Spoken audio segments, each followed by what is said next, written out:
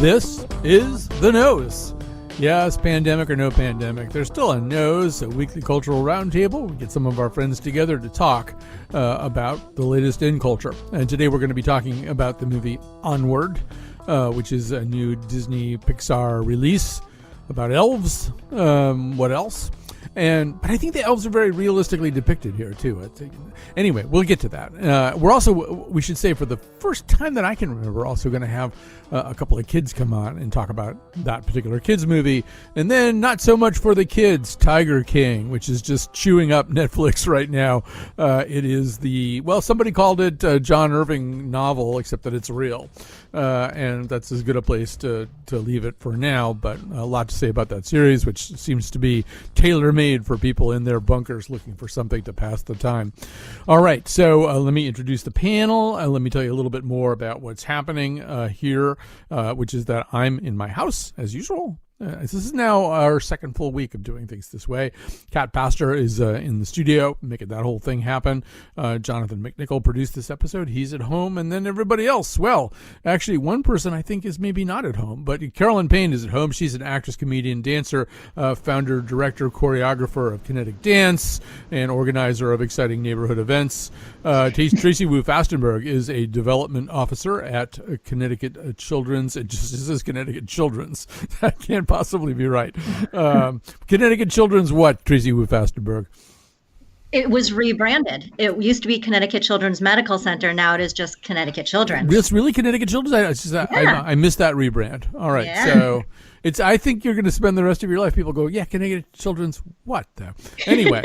Or CCMC, people still call it that. Yeah, that's why people don't ask me about these things. Pedro Soto is president and CEO of High Grade Precision Technologies. You're working today, right, Pedro?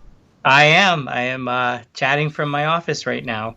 Right. We're a defense and medical critical industry, making parts and helping making parts for medical and aerospace right now. So we're open, practicing appropriate social distancing and getting things done.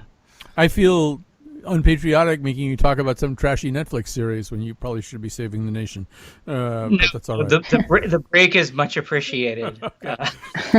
So the first thing we're going to talk about, which I think might have been suggested by Carolyn, although one loses track, is before we get to those two cultural products, the phenomenon we now have of being in contact with one another through Zoom or FaceTime or any number of other somewhat visual but not like being there modes of interaction. And so, Carolyn, it turns out that anybody who has you up on their screen in one of these formats should be aware they are being judged. Yeah, I have found that I am a total, I'm judging everyone so hard right now. Every time I have a Skype meeting, I just, all I'm focusing on is like looking at their house, and I'm like looking at what books they have in the background. I'm looking at their kitchen. I'm looking at their pictures, their art, like what color their walls are. So obviously I am not at all focused on anything important. But luckily most stuff I do is not, critical, no critical things. But I mean, it's just fascinating to me. We are seeing inside the private lives of people in ways we never did before and probably never really needed to. Right. Carolyn, you're the reason why I put up the tropical background on my Zoom meeting today. So nobody would have to look at whatever was going on in my house. Yeah. Mm-hmm. Yeah, with Zoom you can do. I haven't really figured out how to do that yet. But there's the other problem that it's not just the unfolded laundry or whatever that's in the background. It's also us. We have to make these very specific decisions about how we want to interact in this one very limited way. For example, Jonathan McNichol is pointing out that usually wears a jacket in the office on show days, but now he just changes out of his PJ pants and into jeans. And so, Pedro, that's a whole other set of choices, right? If we're at home and we're Zooming or Skyping or FaceTiming, we've got to decide what kind of version of us we want to show the world. Wait, but why is McNichol wearing pants? I mean, that's a conversation you should have privately with him. But No, I agree. Actually, watching a lot more news than I usually do, it's interesting kind of seeing, kind of all of these people talking from their homes. And actually, just last night, I was looking and I was like, I wonder if that guy on MSNBC like set up all of those books specifically to kind of project what he was trying to project. But it's definitely interesting to see the difference in the approach of how everyone's kind of using these. I've been doing, board meetings and a lot of audio stuff and some of the video. But it is crazy. The other thing I've noticed is, especially just even on phone calls and things is, I now know everyone's pets and kids. Yep. You hear them in the background. I've heard probably about 15 dogs this week, barking away. So. Yes, did you just hear mine? Because our mail came and she was going back at you. Yeah, actually, Declan, my dog, is actually under a separate kind of lockdown during the show.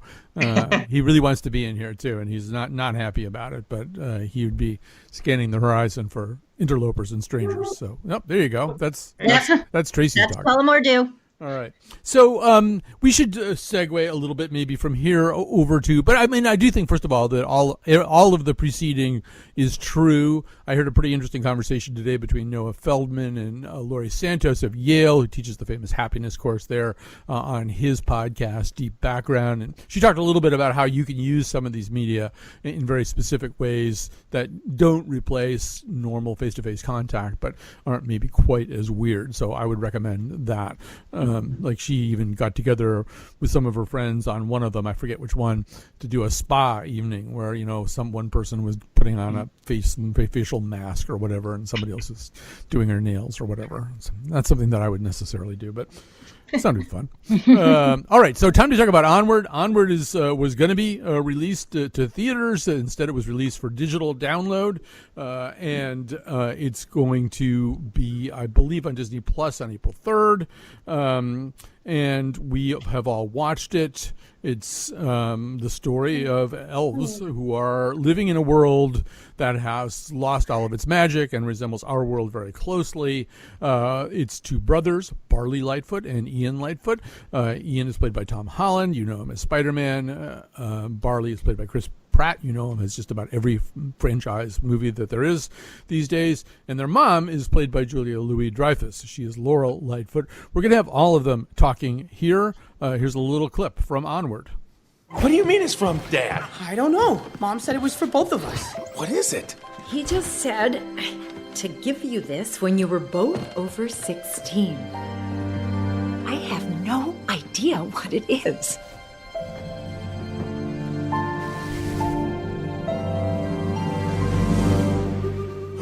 No way! It's a wizard staff. Dad was a wizard! What? Hold on. Your dad was an accountant. I mean, he got interested in a lot of strange things when he got sick, but... There's a letter.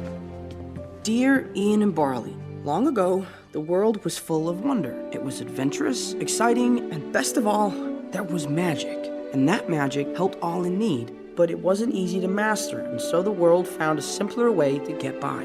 Over time, magic faded away. But I hope there's a little magic left in you. And so I wrote this spell so I could see for myself who my boys grew up to be. Visitation spell. I don't believe this. This spell brings him back. For one whole day, Dad will be back. What? Back like back to life? That's not possible. It is with this. So there's kind of a mashup here of Lord of the Rings and Harry Potter and Dungeons and Dragons and virtually any other fantasy franchise you can invoke. This is a very postmodern, self-aware movie about the kind of story that it's telling. We are, in just a few seconds, going to talk to some actual certified children about this. Maybe before we do this, though, let's hear from the grown-ups. So, Wu, maybe get us going here. How did Onward, before we hear from Claire, let's hear how Onward landed with you. I thought it was really cute. I enjoyed it, and we do a lot of Disney movies here. But I would say that it probably wouldn't be in my top 10, but it was cute. I laughed, I cried. All right. And Carolyn, I I don't even know how we persuaded you to actually spend money on Onward, given how little incentive you would have necessarily to watch this. First of all, will you watch this kind of movie unbidden by obligations to the nose? Is this a movie that you would have watched? Of everything that we've watched for this is probably something I would have more likely watched than something else. I do love a good cartoon.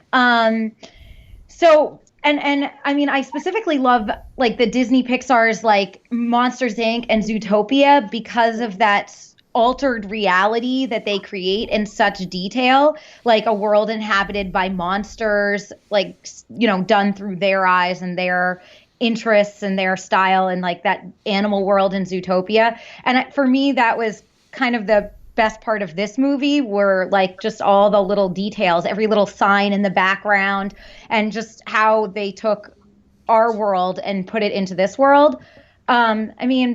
But I wasn't like blown away by the plot of this or a lot of the writing. I went into it with really high hopes, and I mean, it didn't like disappoint me, but I wasn't like in love with it. Right. I mean, Seinfeld famously had this rule: no hugging, no learning. We know there's going to be hugging and learning in this movie. We pretty much guess who's going to learn what as we go along here.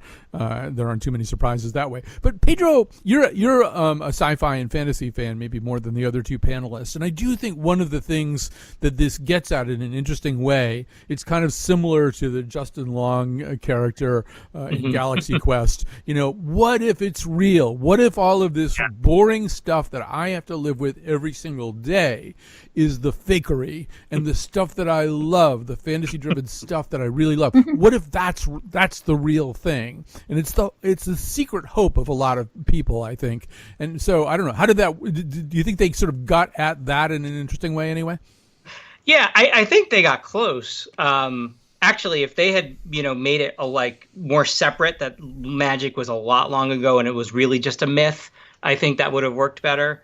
But I think that in terms of how they play with the tropes of fantasy, I thought that was a lot of fun. I mean, Dungeons and Dragons, if the gelatinous cube is a pretty deep cut if you know anything about Dungeons and Dragons. The gelatinous cube is pretty hilarious. So, I really think that they stayed true to a lot of those tropes, and it worked. It worked well. Is this my favorite movie ever? No, but I mean, man, Pixar's got this down to kind of an art, and kind of a pretty solid formula. They know exactly what buttons to press and when to press them, and when I don't know if this was Michael Giacchino, but usually when the Michael Giacchino music kind of swells up, and you have those large grown person tears about your childhood or something. So from that way, I really enjoyed the movie. Yeah, I mean, if I have a complaint with it, Tracy Wu Fastenberg, it's that in some ways, I mean, that it didn't make me cry, and I'm a really easy cry, particularly at this kind of a movie. But I sort of felt as though, in some ways, the stakes didn't feel high enough. I mean, as I think I said in one of our emails, in Beauty and the Beast, even if you know this story, you get kind of worried, that something really bad might happen, something really bad might happen. And then you have this kind of comic relief, and it's the candlestick, Jerry Orbach, and the clock, and I felt like these two elves, Ian and Barley, they were like the comic relief in some more dramatic and exciting movie that I wasn't seeing. I love Barley. I thought he was hilarious. I thought he was probably the most redemptive character too. My tears kind of came from the fact that they may not be able to see their dad. I didn't grow up with my mom for most of my childhood, so I think that hit a particular chord. Yes, the longing to see the dad is certainly a very real thing there. Well, let's hear from some kids, depending on their willingness to do so. So I hear Claire in the background. Maybe she wants to get things going. Yeah, Claire, she's eager. Okay, so Claire, tell us about Onward. Did you like it? Tell me. What do you have to tell me? Sorry, guys. All right. Well, you'll do a little bit more coaching with Claire. So what did you think of Onward? Tell Mr. Collin. Did you like it? Yeah. What was your favorite part? What was the funniest part? When they used a cheetah as a boat. Oh, that was good. That was good. I'm with you. I'm with you. Claire, was it ever sad? Did you think it was sad at all? When they got stuck in the water. Yeah. When the water went up. Yeah. She was afraid, I think, that they were going to have a lot of trouble in the water trying to get out of there. Right. But they got out. The other scary part was when this red smoke made the big dragon took pieces of school and right. police car. So, Claire, you should have Mommy explain the concept of spoilers to you. But you should actually, know that if you have a 6-year-old on, it's going to be 1,000% spoilers. 1,000% spoilers. Actually, the thing that she just referred to, which I think we can sort of leave hanging a little bit here, I actually did think was one of the more ingenious things, is the dragon that you meet at the end, and what it's made out of is pretty incredible. But we also have another guest panelist here, and that would be Elle, who is the daughter of Pedro. Elle, I think we have you by phone. Are you there? Mm-hmm. Yeah. So talk to me about this. First of all, did you like Onward? Oh, I loved it. It was really nice. It was good. All right, and if you were to say, well, I'm going to ask you the same question I asked Claire. Did you ever find it sad? Was there any part of it that was sad? Not really. All right, and so tell me go ahead. It was kind of sad when Ian didn't get to see his dad. Right. Again, a little bit of a spoiler, but not really. That doesn't really spoil anything, actually. But yeah, so, and I don't know, did you have a favorite part or a favorite character? It was super funny when the Manticore destroyed her own cavern. Right. Well, basically, if you've been jotting all this down, you pretty much have the plot of Onward here. Well, first of all, I want to say special thanks to Claire and special thanks to Elle. I think you've just made Connecticut Public history, the first children ever to appear on the nose, but certainly not the last. This is an excellent experiment. And so just to come back to all this, so Carolyn, I am sort of curious to know, because not to say that you complain all the time about the movies that we make you go see, but you do complain like 80% of the time about the movies that we make you go see. So what do you think it is that makes a movie like this more appealing to you? Because first of all, I want to say, as a boring reality-based grown-up, I was entertained by this movie all the way through, and I think Pedro has a good point, which is these people, they really know what they're doing. They know how to make a movie that has a certain kind of pace that doesn't, your attention is not allowed to wander. You're always given some new visual form of stimulus or something. I mean, maybe that's part of it. But what do you love about these movies? I don't know. I mean, maybe it's because right now we're all starving for that break from reality, but in general, like, that is the appeal of a cartoon, and something that like Disney and Pixar do so well is kind of transport you into this land and into this plot. And it is not boring. I guess that's something that, like, some of the movies we've had to see here, I'm really like struggling to stay interested and not like start playing with my phone in a movie theater or something. This movie did hold my interest, and again had all those fun little details. Like, I love that there was a bag of cheese curls that was called Gorgonzola's cheese puffs. Just the little things like that for some reason crack me up. Right. And we should say, I mean, Pedro, I think this is one of the ways that this movie works. And you've kind of alluded to it already, which is, with no particular preconceptions, a person could watch this movie and be entertained by it, but you are rewarded the more that you know. If you know something about Dungeons and Dragons, if you pick up a little thing like Gorgonzola's cheese puffs and you related to Gorgons or something, there's a way in which, you can, I don't know, enjoy this movie at any number of levels. Definitely. I mean, I think Pixar excels at that, especially in making movies that work both for kids and adults, just on so many different levels that, kids can get one thing out of it and adults can get another. In terms of the world building that they do, I know that's kind of a tired phrase, but they do a really good job. The other thing I really like about Pixar movies is that, they're not franchise material. So, this is a real standalone story, and it really feels like it's meant to be, like it's been told, it's done.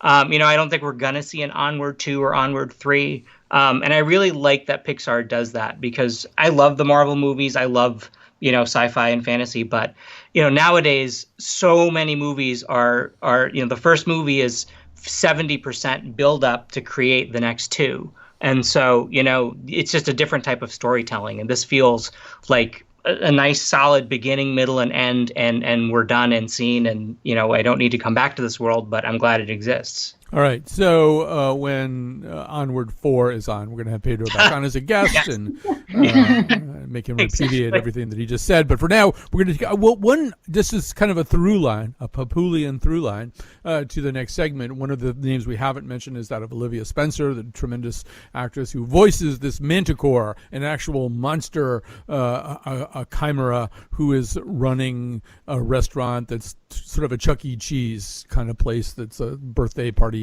place. It's everything ferocious about her has been turned into something commercial, which is exactly what we're going to talk about in the second segment. Places where everything ferocious has been turned into something commercial for people to enjoy in a much more pedestrian way. We'll be talking about the Tiger King after the break.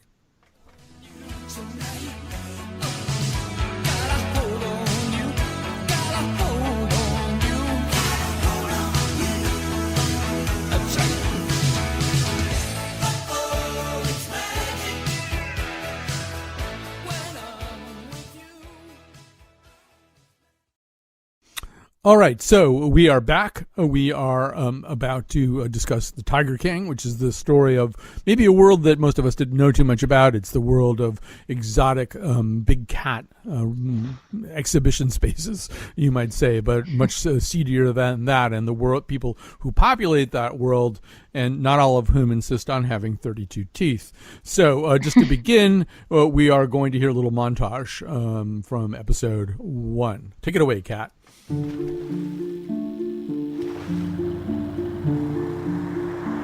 People are nuts, man. And I might be one of them people. I don't know. But they're all half out there, man. They're crazy. The monkey people are a little bit different. Okay, good boy. Good boy. They're kind of strange. But the big cat people are backstabbing pieces of A decades-long feud comes to a bizarre end. Tiger King stands accused of trying to have a woman killed. There's not every day that a zookeeper went to prison for murder for hire. So I'm sure y'all got a story to tell. This is a prepaid call from Jelly Exotic. an inmate at the Grady County Jail. You know what they threatened me with? 79 years. I went to work every day prepared to die in a tiger cage. Dying doesn't scare me at all. All right. Well, so Carolyn, this is a very difficult series to summarize, and we wouldn't want to spoil too many things. One of the reasons we're not having Elle and Claire on for this segment is that, first of all, they should never in a million years watch this, but also there are all kinds of things that we probably don't think people should know until they are told. In fact, one of the reasons that one of the things that this does very well, I think, is set up one set of expectations and then pivot away from them towards another. But Carolyn, there are things that we can. I don't know if you were trying to describe to someone this series in a way that would persuade them to watch it. What would you say to them? Okay, so there is a polygamous gay man with a half bleached mullet who collects tigers, and then another guy who has like a shady yoga kind of ish cult where he also has tigers and women wearing like leopard unitards under his spell. And then a woman who claims to be saving tigers, but probably fed her dead ex-husband to them. And this is just kind of this documentary just kind of follows all of them and the murder plot that connects them, I guess.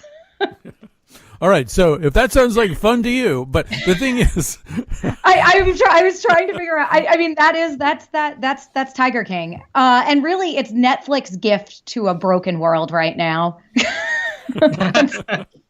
So yeah, I just want to hear from the rest of the panel. Pedro, did you regard this as a gift to your broken reality?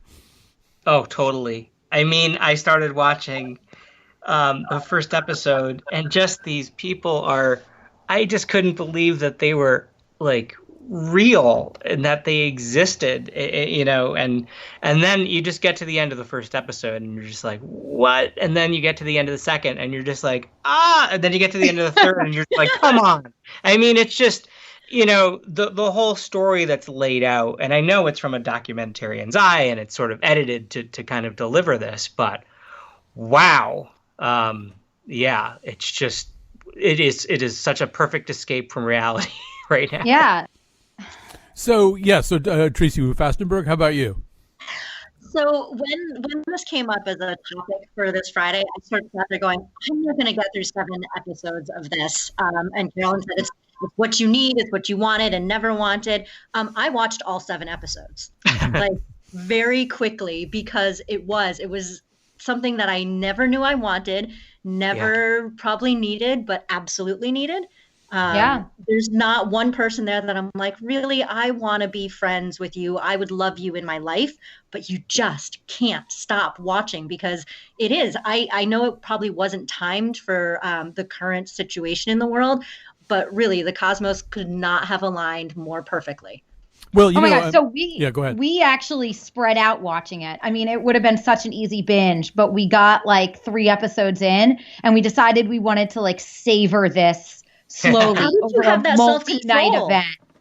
Oh, because you need a reason to wake up every morning. So we're through the 3rd and a little into the 4th, so have not finished it. But I think like one per night to kind of wrap this thing up might be what we're gonna do as well. I find, that I really want to be able to linger over some expired Walmart meat when I'm watching this. It just sort of makes me feel like I'm a little bit bigger part of the whole thing. So, yeah, I mean, I guess maybe the biggest question that I have is, with what attitude are we watching this? I mean, in a way, I'm sometimes worried that I'm a coastal elite looking at all these people who I think no matter how you slice it, pardon the expression, are reprehensible. They've done things that are unquestionably bad things, and there's a lot of them, more than we could easily enumerate. I mean, the number of people there's a guy who's like a former drug lord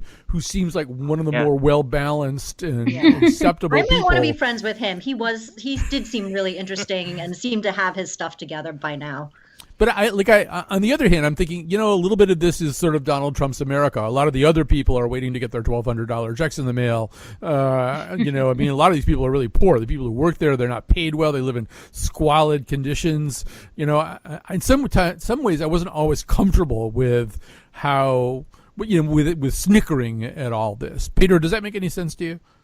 No, I think that makes sense. I mean, I think that the fascinating thing is that both of these, the 2 kind of principal folks, the guy in South Carolina and, the Tiger King himself, they both kind of draw in kind of the downtrodden people who, in terms of Mr. Magic, it's in some cases, he's bringing people in who have no choice, and giving them kind of a second chance and giving them a purpose, but they live in squalor in both sides. They're kind of all these people under the thrall of someone who's kind of giving them a higher purpose, but at the same time, kind of keeping them in these, I guess I hate to say the metaphor, but in these cages, right? Like through that purpose that they then live in poverty and squalor. It's really crazy.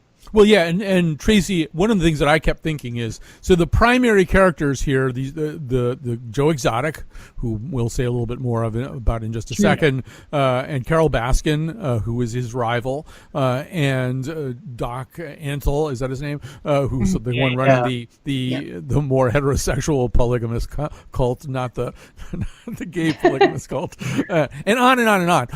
I think what we're seeing are these very, very narcissistic people who are on power trips, and they're on a power trip with these animals. There's got to be a tremendous sense of power. Here's a 900-pound tiger that could snap me in half, and yet I really do control its life and the life of a whole bunch of other, pretty dangerous cats. And then here are all these people who are working for me, sometimes for $100 a week, sometimes volunteering to get up through this kind of Scientology-like maze of different colored T-shirts. Tracy, I thought this was almost as much about narcissism as it was about big felines. I think it's absolutely about narcissism, but I think that narcissism is masking an insecurity.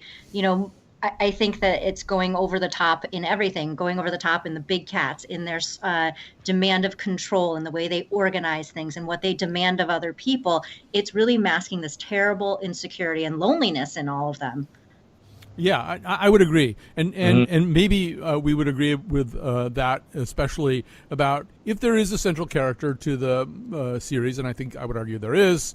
Although I think we could also have a big argument about who the real Tiger King is. But nominally, anyway, it's this guy, Joe Exotic. I think his real name is Joseph Schriebvogel or something like that. And so let's hear a little bit from the first episode, Not Your Average Joe. I think what you hear is Joe Exotic talking to the filmmaker, Eric Good. And this is the Tiger King gift shop where I have all of my stuff. We got honey, we got barbecue sauce, we have steak sauce, skin cream. I have sex gel for you and her. Sex gel. The best seller out of this gift shop is actually Tiger King underwear line. People just go crazy over them because they're all in animal print. And do you wear these yourself? I don't wear underwear. You don't wear underwear? No. Oh. Free ball it. Wow. I've been the cover of Hollywood Magazine twice. I have my first two albums that I did. This is my first album, I Saw Tiger, and this is my second album, Starstruck. And there's 28 songs and 16 music videos. 'Cause I saw Tiger, now I understand. I saw Tiger, Tiger saw man. Tell all the hunters, lay down their guns. I can't back this up, but I personally did not think that was really him singing. That sounds. What made you think that? You're kidding. Him. No, it's not him. It's two other country singers. I discovered. All right, so that makes me feel a little bit better. But no, it just didn't seem that was. But Carolyn, there's the way this guy becomes the focus is really interesting because, a lot of these people seem like they're pretty opportunistic exploiters who maybe, lucked into a certain kind of situation. There's something fascinating about this guy. You could almost imagine that given a different set of circumstances, as bizarre as he is, as completely out of the normal range as he is on about 25 different indexes, you could sort of imagine running General Electric if his life had been a little bit different. Or I don't know, Carolyn, what's your take on Joe? Well, not that, but I do think this show made me realize, we have all seriously been not considering the sex appeal of the tiger correctly, because this dude is getting all the men, and Doc is getting everything. I mean, it's just, and Carol, it's just crazy to me. I was like, wow, I guess I should be getting a photo with a large tiger and putting that as my dating profile pic. Been missing out on that. I think that the Tiger King guy, Joe, would have, given different opportunities, would be like Siegfried and Roy. Right? I think that's what he was trying to go for. He's sort of this backwoods Siegfried and Roy who just failed at doing that horribly. So I think in other situations, he would have at the very least been some sort of actor. He obviously is a star. He is a performer, but he is just like this starved, failed performer. To me, I kept watching this thinking like this needed to be a Christopher Guest mockumentary. I wanted a Christopher Guest portrayal of Tiger King. But if you back it up a little bit and you think about how he came into the tigers, and into that world, it started out pretty tragically. He was rejected by his father. He, was in this horrible state of depression and self-harm. And he just sort of fell into it by who his mentor wound up being. So in a way, he could have been anything. He probably would have wound up somewhere in performance and entertainment and still needing that sort of, shine and spotlight on him. In a more positive way. It was such a weird way that he wound up in it and kind of tragic. Yeah, I think for sure. And he, the funny thing is throughout this whole documentary, like I kept finding myself sort of being Team Joe. And I was like, I know he's not. Oh, yeah. Between all these characters, they're all like Colin said, I mean, they're just deplorable humans in a lot of ways, but I was still kind of rallying for him and kept trying to justify why I felt like he was doing the right thing or was the best of the bunch. With him, it's almost like you look at him going, stop making bad decisions. Stop making bad decisions. And you're looking at some of these other folks and going, you're just really terrible. Well, their bad choices are from different places. At least that's the way it's presented. To paraphrase an old blues song, in Joe's case, if it wasn't for bad decisions, he wouldn't have no decisions at all. And so one thing that I wanted to just observe, I guess this is me being kind of a public radio guy or something, but, there's sort of a way in which Donald Trump has tried to characterize the coronavirus as the Chinese flu or the Wuhan virus or whatever. And this kind of says, well, they have these really odd practices over there and they have pangolins and bats and stuff in their wet markets. Well, I would just like to direct your attention to all of these wild animals, these animals that do not belong in the place that they are right now. This is where it's absolutely the case that pandemic experts, epidemiologists say that, where a lot of these pandemics seem to come from is people coming into contact with animals they were never meant to come into contact with. But as we can see in this particular movie, that is not a habit that is exclusively confined to China. There's lots of other people doing kind of crazy things. I mean, a lot of these animals, who knows where they came from, who knows where they were before. It's not a particularly healthy situation for probably anybody. Tracy, I think I heard you about to chime in there. Oh, yeah, absolutely right. I mean, I think that, especially in the current situation, people like to point their fingers at what they see as being, different. We're not that different here. There's definitely a subset of people that are either smuggling or keeping or whatever, these creatures that should not be in this environment. So don't point fingers too quickly. Carolyn, I think, go ahead, Pedro. Oh, the scale of it, too, is just astounding. I mean, the fact that, they just kind of breezily pass us at the beginning, but that apparently there are more tigers in the U.S. in captivity than there are in the wild and like the rest of the world. It's just like, wow. That's crazy. That's crazy. And we're just talking tigers and all kinds of other wild cats right now. But, of course, there's one semi-minor character in this who conducts his entire interviews with a monkey in his lap. And not in his lap, in his shirt, in his T-shirt. Inside, he's wearing a monkey. Yeah. The monkey goes a lot of different places, I think. It's sort of like a little kid that's kind of hanging around him causing trouble. But also, there's I forget who it is, but somebody's wife makes, costumes for the monkeys and buys, I guess, preemie outfits. Preemie clothing. Better wardrobe than most humans. All right. Yeah. So, yes, I mean, I think there is no particular society that has a exclusive franchise on strange relationships with animals. And it really did make me think, if you're worried about animals and you're going to make some kind of a donation, I went on Charity Navigator today and one of these organizations has a 4-star rating, and I thought, you clearly haven't watched this documentary, Charity Navigator, but you should probably be giving money to something like Panthera or the David Shepard Wildlife Foundation, some kind of organization that tries to keep these animals in their proper environment, tries to maintain the ecosystems where these cats and monkeys and stuff like that live, not something that, keeps them in Oklahoma. All right, so I assume we're all recommending Tiger King for those. I mean, although I think it should be noted, Pedro. I've run into people on Facebook who were really bothered by it, who were troubled by it, who thought these people were just scary, and they are not nonviolent people. So maybe it's not for everybody.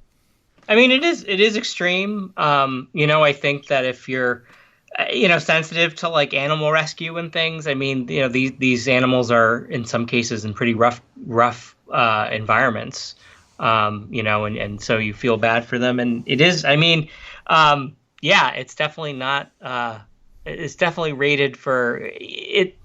You need to be okay with seeing a lot of pretty, crazy and extreme, right, at least language and things. But, if you're in the true crime genre, if that's kind of the direction that your tastes go, this fits really well into that. So. All right. Well, so that's the Tiger King. It's on Netflix. You can either savor each episode like a delicious morsel of expired Walmart meat, or you can just binge the whole thing through like a pizza, whatever you want to do. We're going to take a little break. We're going to come back. We're going to leave some time for some recommendations. It's the eye of a tiger, it's the speed of the fire, rising up to the turnings of arrival. And the last of survival, so he's breaking the night, and he watching us up with the eye of the tiger. Face to face, eye to day. And we are back on the nose. Our guest today, Carolyn Payne, actress, comedian, dancer, etc., etc., etc.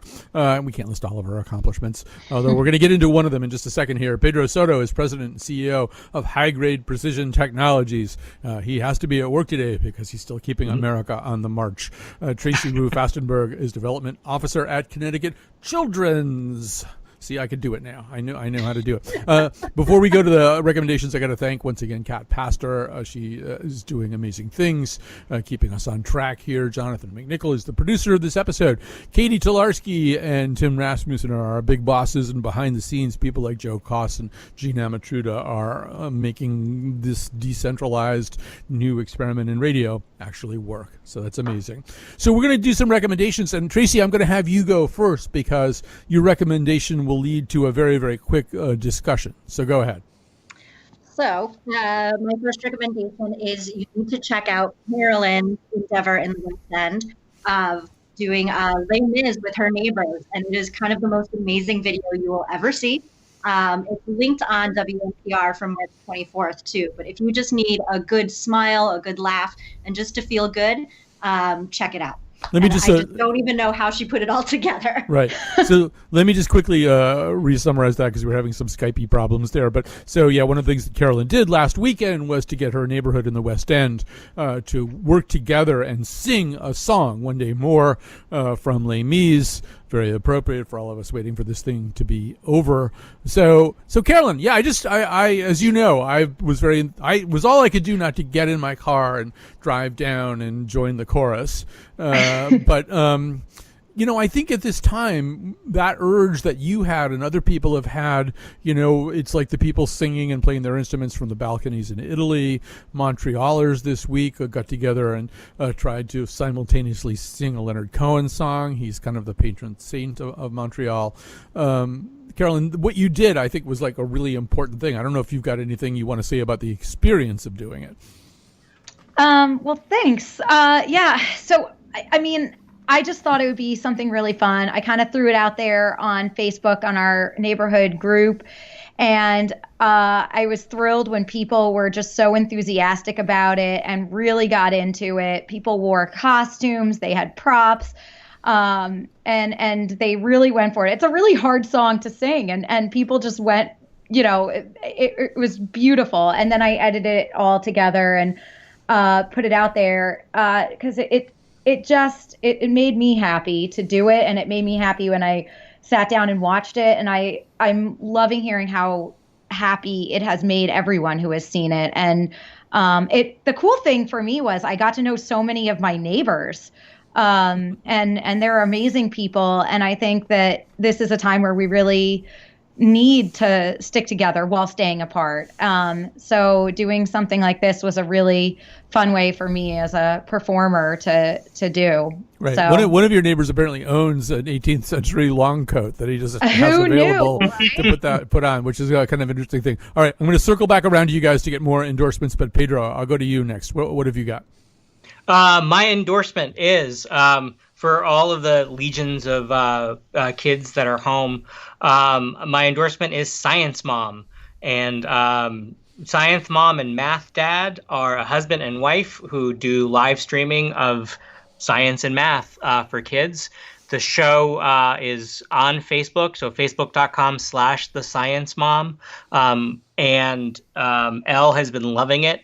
It is, I think, on the East Coast, it's 11 to 1. It's about 2 solid hours. And I've seen some of them. It's really great for kids. All right. I'll do a sneak and a quick endorsement here. The series Reply All is a tremendous podcast series anyway. It's sort of about two guys who are just obsessive in their pursuit of mysteries of the internet. And so the one that is getting a tremendous amount of publicity right now is an episode called The Case of the Missing Hit. Is that what it's called?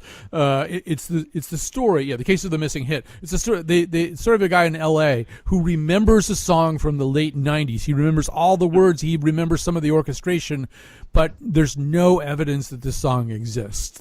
Nobody else can find it, can prove that it exists. And so the two hosts of the show decide to crack this mystery. And I guess I won't say too much about it. They do not let up. They go everywhere. They ask everybody. They put Rolling Stone music critics around a table. They hire a band to try to recreate this song that exists only in this guy's head. And it's just a load of fun. It has something interesting to say, too, about music. All right, Carolyn, you didn't get to endorse anything yet. So what have you got? Okay, so I am going to endorse, I don't even feel like this needs an endorsement, but one of the things I am just like loving right now of being home and having all this time is getting to watch Jeopardy every night. Mm-hmm. That sounds like it's so weird because to me, it like used to be a luxury. If I happen to be home, I usually like DVR it, but there is like something really great about just watching that and playing along. And I know it just sounds like such a simple pleasure, but I'm like finding those. So I'm going to endorse Jeopardy. An excellent endorsement. And I think, Tracy, you mentioned you had a second one? Yeah. I know that in this time, it's a little more serious. A lot of people are hearing that some folks are calling this the Chinese virus, the Wuhan virus. I'm just encouraging people, if you hear people using those words, speak up. Tell them that it's not right. I understand the Chinese government is culpable for some things, but don't conflate a government with actual people. There are people like me who have had really bad experiences out in our blue state to the point where I don't really want to even walk around my neighborhood for fear of something happening sometimes and having to get over that fear, and lots of other friends around the state. So if you hear people using it, first of all, don't use it yourself, but just speak up. And it's kind of a great service to your neighbors who happen to be Asian. Also, sidewalk chalk. Get out there, make some art and throw the kids out there. People walking around love to see it. Right. Sidewalk chalk is absolutely everywhere as far as I can tell. It is something, anything that you can do outdoors is suddenly very exciting to you. I'll just quickly throw in one more thing if you want a quick thing to listen to. This is from the radio station KUNC, and it's about a guy who has been doing social distancing for a really long time, for almost 50 years. He's been living in a town all by himself. So if you go to the station KUNC, you'll see an NPR-looking report. All right, I got to look at my atomic clock. Kat, I think we're done here. So thanks to our terrific panelists, and thanks to Kat and to Jonathan and to all of you for joining us, too. I hope we're a good company here during this time of social distancing.